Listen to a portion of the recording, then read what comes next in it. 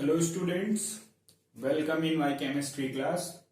In last class we talk about colligative property, जिसके अंदर हमने फर्स्ट colligative property पढ़ी थी lowering in vapor pressure, relative lowering in vapor pressure. ठीक है, तो आज की क्लास में हम उसके आगे कंटिन्यू करने वाले हैं elevation in boiling point, second colligative property जो कि आपकी होगी elevation in boiling point. ठीक है, तो चलिए देखते हैं कि एलिवेशन इन बॉइलिंग पॉइंट का क्या मतलब है और ये जो आपकी प्रॉपर्टी है ये कैसे कोलिगेटिव प्रॉपर्टी है, ये चीज हमें यहाँ पे आज डिस्कस करना है. ठीक है, तो स्टार्ट करते हैं और देखते हैं. सबसे पहले जब हम इस टॉपिक को स्टार्ट करते हैं तो सबसे पहले हम समझते हैं कि इसमें जो वर्ड्स यूज किए गए उनका मीनिंग क्या है. ठीक है, तो एलिवेशन का मतलब हो गया आपका इंक्रीज.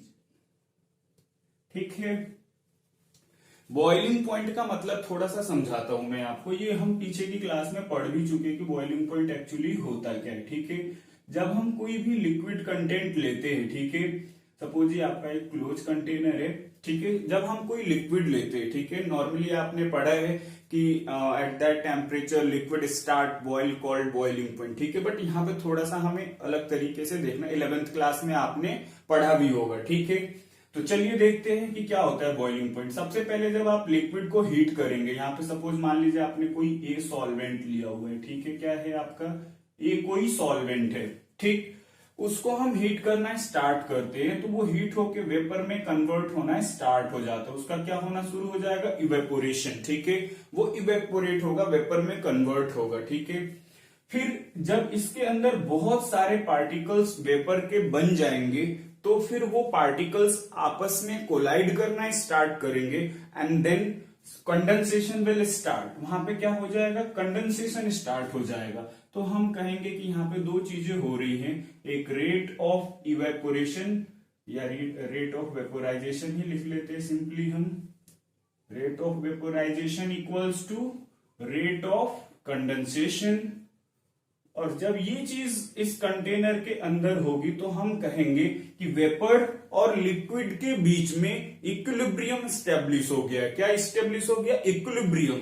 उस इक्विलिब्रियम की कंडीशन में ये जो आपके वेपर से ये जितना प्रेशर इस कंटेनर ऑफ वॉल पे एक्सर्ट करते हैं उसको हम क्या कहते हैं, वेपर प्रेशर. क्या कहते हैं, वेपर प्रेशर. ठीक है, ये बात अब आपको क्लियर हो गई होगी कि at that time the rate of vaporisation becomes equal to rate of condensation. Vapours exert pressure that is known as vapour pressure. ठीक है, और उसी कंडीशन में, इक्विलिब्रियम की कंडीशन में, जब वेपर प्रेशर इस कंटेनर के आउटसाइड जो आपका प्रेशर होता है, suppose atmospheric pressure 1 atm suppose मान लिया हमने, तो जो आपका एटमॉस्फेरिक प्रेशर होगा, अगर वो वेपर प्रेशर एटमॉस्फेरिक प्रेशर के बराबर हो जाएगा, ठीक है, एटमॉस्फेरिक प्रेशर के बराबर होगा, तो हम कहेंगे कि उस टेम्परेचर पे, जिस टेम्परेचर पे वेपर प्रेशर एटमॉस्फेरिक प्रेशर के बराबर हो जाएगा,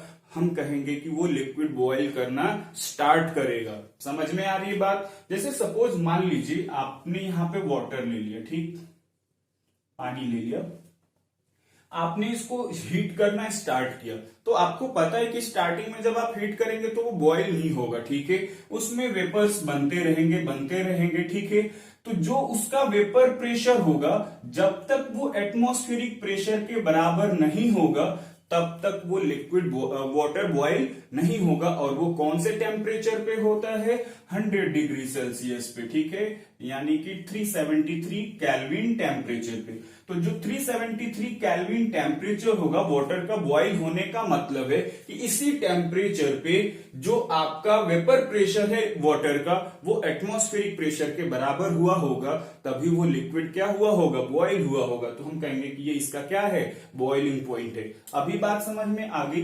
तो अब आप यहां पे देखिएगा जरा, ये तो क्लियर हो गया होगा, पीछे भी हम इसके बारे में डिस्कशन करते आए हैं. अब हमें एलिवेशन का मतलब समझना है. एलिवेशन का मतलब यहां पे मैंने बोला इंक्रीज. तो बॉइलिंग पॉइंट में जब हम इंक्रीज करेंगे तो उसी को कहेंगे एलिवेशन इन बॉइलिंग पॉइंट. तो हम किस टाइप के सॉल्यूशन के बारे में पढ़ रहे, बाइनरी सॉल्यूशन के बारे में. तो हमने यहाँ पे एक बाइनरी सॉल्यूशन कंसीडर किया. ठीक है, सपोज मान लीजिए अभी हम इसी को यूज कर लेते हैं, ठीक है। आपने यहाँ पे सॉल्वेंट लिया, ठीक, वाटर एज ए सॉल्वेंट। अगर हम इसके अंदर, ये तो पहले क्लियर हो गया कि जो सॉल्वेंट है ये वोलाटाइल होगा। आपको मैंने कंडीशंस भी बता रखी है, कोलिगेटिव प्रॉपर्टी होने के लिए क्या कंडीशन है, तो जब भी आप पढ़िए उन चीजों को दिमाग में रखिए, रिवाइज करते रहिए, ठीक है। यहां पे हम करते क्या है, एक नॉन वोलाटाइल सॉल्यूट मिक्स करते हैं। कैसा solute? Non volatile solute mix करते, ठीक। जब हम इसके अंदर नॉन वोलाटाइल सॉल्यूट मिक्स करेंगे तो देखिएगा होगा क्या। यहां पे एक चीज और मैं बता देता हूं, जो आपका बॉइलिंग पॉइंट है वो वेपर प्रेशर से रिलेट करेगा। ऑब्वियस सी बात है, जब वेपर प्रेशर एटमॉस्फेरिक प्रेशर के बराबर होता है तभी वो बॉइल होता है। तो यहाँ पे वेपर प्रेशर और जो बॉइलिंग पॉइंट है उसका रिलेशन भी होगा। बॉइलिंग पॉइंट अगर किसी लिक्विड का ज्यादा है तो वेपर प्रेशर कम होगा। ये बात तो समझ आ गई। तो जो हम यहाँ पे क्या करते हैं, नॉन वोलाटाइल सॉल्यूट इसके अंदर मिक्स करते। आपको पिछली क्लास में हमने जब लोअरिंग इन वेपर प्रेशर पढ़ा था तो वहां पे भी ठीक यही काम किया था कि एक नॉन वोलाटाइल सॉल्यूट जब सॉल्वेंट में मिक्स कर दिया तो हमने देखा कि वहां पे जो वेपर प्रेशर है वो डिक्रीज हो गया। और ऑब्वियस सी बात है कि डिक्रीज होगा, क्योंकि जो नॉन वोलाटाइल जो कि वेपर में कन्वर्ट नहीं होंगे वो कुछ स्पेस ऑक्यूपाई कर लेते हैं, जिसकी वजह से यहां से वेपर का जो फॉर्मेशन होता है वो कम हो जाता है। और जब वेपर का फॉर्मेशन कम होगा तो अब वो जो सॉल्यूट मिक्स किया गया तो वो सॉल्वेंट मिक्स होकर सॉल्यूशन बन गया, तो उस सॉल्यूशन का वेपर प्रेशर क्या हो जाएगा, डिक्रीज हो जाएगा। तो फिर हम उस सॉल्यूशन को बॉयल करने के लिए उसका वेपर प्रेशर डिक्रीज हुआ, तो जब डिक्रीज हुआ है तो फिर से हमें इसको एटमॉस्फेरिक प्रेशर के बराबर लाना पड़ेगा, क्योंकि अब ये एटमॉस्फेरिक प्रेशर से कम हो गया होगा। तो फिर हम इस वेपर प्रेशर को एटमॉस्फेरिक प्रेशर तक ले जाने के लिए जितना टेम्परेचर रेज करते हैं उस टेम्परेचर को ही हम कहते हैं एलिवेशन इन बॉइलिंग पॉइंट। और जैसे ही हम उस टेम्परेचर के पास पहुंचेंगे फिर से वो सॉल्यूशन बॉयल करना क्या हो कर देगा, स्टार्ट कर देगा। Is it clear? तो फिर हम इसके आगे स्टार्ट करेंगे कि क्या और चीजें इसमें हमें सीखनी है। तो पहले तो आपको ये सीखना था एलिवेशन बॉइलिंग पॉइंट क्या होता है, फिर एलिवेशन इन बॉइलिंग पॉइंट क्या होता है, कि नॉन वोलाटाइल सॉल्यूट को मिक्स करने से वेपर प्रेशर डिक्रीज हो जाता है। तो उस वेपर प्रेशर को एटमॉस्फेरिक प्रेशर के बराबर करने के लिए जितना हम टेम्परेचर इंक्रीज करते हैं कि जिससे वो सॉल्यूशन बॉयल हो जाए, उस टेम्परेचर को ही हम कहते हैं elevation in boiling point. Is it clear? And then अब हमें क्या करना है, इस चीज को थोड़ा सा ग्राफ के थ्रू भी समझना है कि ग्राफ के थ्रू हम इस चीज को कैसे समझेंगे और उसी से हम यहाँ पे एक रिलेशन भी फाइंड आउट करेंगे, ठीक है। तो पहले मैं एक यहाँ पे सिंपल सा ग्राफ बनाता हूं, आप देखिएगा जरा। यहाँ पे हमने कंसिडर किया वेपर प्रेशर और यहाँ पे हमने कंसिडर किया टेम्परेचर, ठीक है। हम क्या करते हैं, दो स्लोप कंसीडर करते, ठीक। ये है आपका एटमॉस्फेरिक प्रेशर,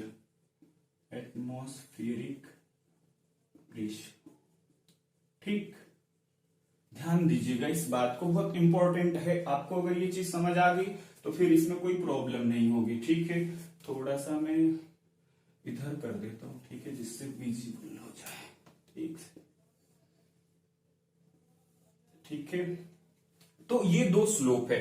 अब आप मुझे बताइए कि अगर हम टेम्परेचर वर्सेस वेपर प्रेशर का ग्राफ बनाते हैं, ठीक, टेम्परेचर वर्सेस वेपर प्रेशर का ग्राफ बनाते हैं और ये आपका एटमॉस्फेरिक प्रेशर है, तो इसमें कौन सा स्लोप सॉल्वेंट का होगा और कौन सा सॉल्यूशन का होगा, क्योंकि सॉल्यूट का कोई वेपर नहीं बनेगा, इसलिए उसके वेपर प्रेशर को यहां पे कंसीडर करने की कोई जरूरत नहीं है, ठीक है। तो देखिए यहाँ पे कि कौन सा स्लोप सॉल्यूट का होगा और सॉल्वेंट का होगा और कौन सा सॉल्यूशन का होगा। सिंपल सी बात है, अभी हमने पढ़ा कि जो नॉन वोलाटाइल सॉल्यूट जब हम मिक्स करते हैं तो जो वो सॉल्यूशन बनता है उसका वेपर प्रेशर कम हो जाता है। ऑब्वियस सी बात है कि इसका वेपर प्रेशर कम है, इसका वेपर प्रेशर ज्यादा है। तो ये जो स्लोप है आपका, ये सॉल्वेंट का है, किसका है, सॉल्वेंट का, और ये किसका है, सॉल्यूशन का, ठीक है। ध्यान दीजिएगा इस बात को, ये सॉल्यूशन का स्लोप हो गया और ये सॉल्वेंट का स्लोप हो गया, ठीक। अब आपको पता है कि सॉल्वेंट यहां से जब हम इसके टेम्परेचर को बढ़ाते गए इस पॉइंट पे आया है, तो इस टेम्परेचर पे उसका जो प्रेशर है वो वेपर प्रेशर एटमॉस्फेरिक प्रेशर के बराबर हो गया, यानी कि सॉल्वेंट इस टेम्परेचर पे क्या हुआ होगा, बॉयल हुआ होगा। तो उसका बॉइलिंग पॉइंट हम रिप्रेजेंट कर लेते हैं टीबी नॉट से। This is the boiling point of water और एनी सॉल्वेंट। ठीक, फिर हम क्या करते हैं, सॉल्यूशन का देखते हैं। जब आप सॉल्यूशन का देखोगे तो सॉल्यूशन ऑब्वियस सी बात है हाइयर टेम्परेचर पे बॉईल होगा, क्योंकि उसका वेपर प्रेशर क्या हो गया था, डिक्रीज हो गया था। तो हम यहां पे लिखते हैं टीबी। तो this is the boiling point of solution and this is the boiling point of solvent.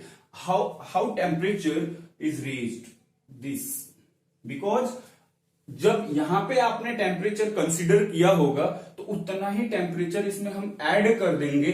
जितना टेम्परेचर हमने बढ़ाया है तो हमें उस सॉल्यूशन का बॉइलिंग पॉइंट पता चल जाएगा, क्लियरली पता चल जाएगा। तो हमने इसको लिख दिया del TB, this is del TB. Clear है इतनी बात? तो हम यहां पे लिख सकते हैं डेल टीबी फाइंड आउट करने के लिए, डेल टीबी फाइंड आउट करने के लिए जो आपका सॉल्यूशन का बॉइलिंग पॉइंट है माइनस सॉल्वेंट का बॉइलिंग पॉइंट। ठीक, इससे हमें क्या पता चल जाएगा कि कितना हमने वहां पे टेम्परेचर रेज किया जिससे कि सॉल्यूशन बॉईल हुआ है। क्लियर है इतनी बात? जब आप न्यूमेरिकल्स करेंगे तो इन फॉर्मूलों को यूज करना पड़ेगा। तो क्लियरली बात समझ में आई रहनी चाहिए कि हमने एक्चुअली किया क्या है। ठीक है, तभी आपको अच्छे से समझ आएगा। आपको ग्राफ अच्छे से समझ आ गया है कि यहाँ पे हमने सॉल्वेंट का बॉइलिंग पॉइंट लिया, यहाँ पे सॉल्यूशन का कम होगा क्योंकि वेपर प्रेशर डिक्रीज हो गया था। ठीक है, और इन दोनों का जो डिफरेंस होगा उतना ही टेम्परेचर रेज किया गया होगा, तभी वो सॉल्यूशन बॉईल किया होगा और उस टेम्परेचर को हम कहते हैं elevation in boiling point. Is it clear? अब हमें क्या करना है, ये तो हमें एक फॉर्मूला मिल गया। अब इसी फॉर्मूले को थोड़ा सा हमें सिंप्लीफाई करना है। ठीक है, जो आपका डेल टीबी है इसको हम कहते हैं डायरेक्टली प्रोपोर्शनल होता है मोलालिटी के। ये बात तो क्लियर है। ठीक है, अब यहां से हमें थोड़ा सा इस फॉर्मूले को मॉडिफाई करना है। ठीक है, तो डेल टीबी को हम लिखते हैं proportionality constant KB into M, where KB is molal elevation constant, molal elevation constant और इबुलियोस्कोपिक कांस्टेंट, इबुलियोस्कोपिक कांस्टेंट। ठीक है, तो जो आपका केबी है, केबी को हम कहते हैं मोलल इलेवेशन कांस्टेंट या इबुलियोस्कोपिक कांस्टेंट। ठीक है, तो केबी आपको ध्यान रखना है। एम क्या है आपका, मोलालिटी। हमने कहा यहाँ पे del TB is directly proportional to molality और उसकी जगह सब्स्टिट्यूट कर दिया प्रोपोर्शनलिटी की जगह केबी, और केबी आपका कांस्टेंट है। कैसा कांस्टेंट है, मोलल इलेवेशन कांस्टेंट या इबुलियोस्कोपिक कांस्टेंट। Is it clear? इसके बाद हमें एक चीज इसी में इंक्लूड करनी है, मैं यहां रफ कर देता हूं। ठीक है, सपोज अगर हम इस कंडीशन में मोलालिटी 1 कंसिडर करते, फॉर 1 मोलालिटी, ठीक है, 1 मोलल सॉल्यूशन बोल देते हैं। ठीक है, तो इसका मतलब आपको पता है कि नंबर ऑफ मोल्स 1 होंगे कितने में, 1000 ग्राम सॉल्वेंट में। 1000 ग्राम सॉल्वेंट में अगर 1 मोल प्रेजेंट है तो उसी की मोलालिटी क्या होगी, 1 मोलालिटी होगी। तो हम यहाँ पे अगर मोलालिटी 1 रख देते हैं तो डेल टीबी किसके इक्वल्स हो जाएगा, केबी के इक्वल्स हो जाएगा। तो आप इसको यहां से डिफाइन भी कर सकते हैं कि when molality of the solution is 1 then KB equals to del TB. Is it clear? इसके बाद क्या करना है, हमें इसकी यूनिट देख लेते हैं। यूनिट कैसे फाइंड आउट करेंगे? ठीक है, मोलालिटी की केबी की हमें यूनिट लिखनी है। ठीक है, यूनिट ऑफ केबी। बहुत कंफ्यूजन होती है, समझना जरूरी है आपको। तो यहां पे डेल टीबी टेम्परेचर का डिफरेंस है, तो केल्विन होगा टेम्परेचर। ठीक है, इक्वल्स टू केबी की यूनिट ही निकालनी है और ये है आपका मोल पर केजी। ठीक, क्या है, मोल पर केजी। तो केबी की यूनिट क्या हो जाएगी आपकी, किलोग्राम पर केल्विन पर मोल। ठीक है, किलोग्राम पर केल्विन पर मोल, किलोग्राम पर केल्विन पर मोल। ठीक है, तो ये इसकी यूनिट हो जाएगी। ठीक है, तो ये चीज आपको ध्यान रखनी है, sorry, kilogram kelvin per mole. ठीक है, तो ये इसकी यूनिट हो जाएगी, ये ध्यान रखना है। इसके बाद हमें क्या करना है, इसी फॉर्मूले को यूज करके हमें मोलर मास फाइंड आउट करना है सॉल्यूट का। डिटर्मिनेशन ऑफ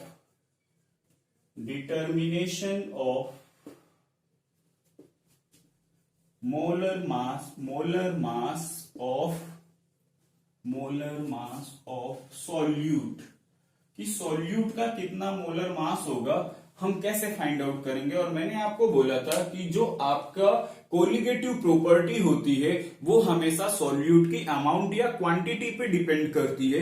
तो उसी की वजह से हम यहाँ पे मोलर, मतलब एक तो हमने मोलालिटी की इक्विवेलेंट देख लिया कि del T is directly proportional to molality. Molality क्या है, number of moles of solute over mass of solvent in KG. ठीक है, तो यहाँ पे अब हमें देखना है कि क्या हम उस रिलेशन से उस सॉल्यूट का मोलिकुलर मास फाइंड आउट कर सकते हैं या नहीं कर सकते। ठीक है, तो उस चीज को देखते कैसे फाइंड आउट करेंगे। बहुत सिंपल सा है, आप कर सकते हैं खुद से भी।